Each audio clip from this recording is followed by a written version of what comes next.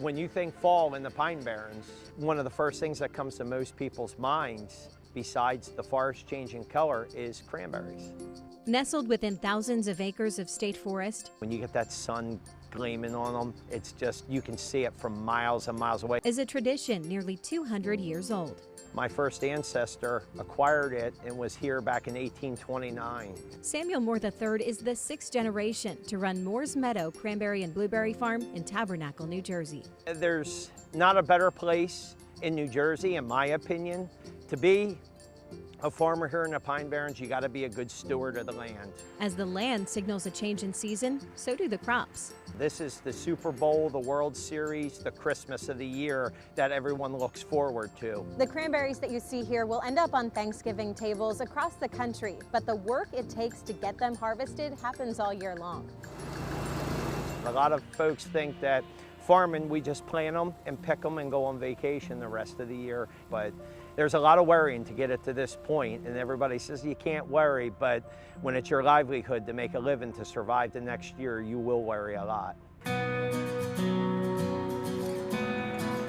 After months of planting, protecting, and growing the berries, we got a look at how this year's crops turned out. Samuel III, alongside his dad, Samuel Jr., showed us their harvest process. Yesterday I picked this cranberry bog. It's a 4-acre cranberry bog. We just barely flood it with a little bit of water, enough to make the berries float.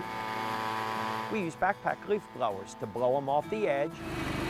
That's called a berry pump, and that'll actually draw the fruit off the top of the water. The guys are feeding it with the spray boom and the little corrals.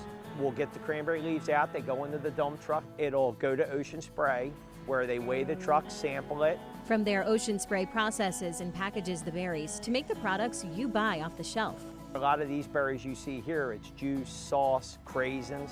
And after another busy year, It's a lot of work, but you got the floating beauties out there now, and that puts a smile on our face. Moore says he's glad to put something on your family table that represents his family's livelihood. I look back at family photos, back from my great-great-grandfather to my grandfather, up to my father. And a lasting legacy. My father has been the best mentor I have ever had in my life. In Tabernacle, Brenna Weick, He's everything to me.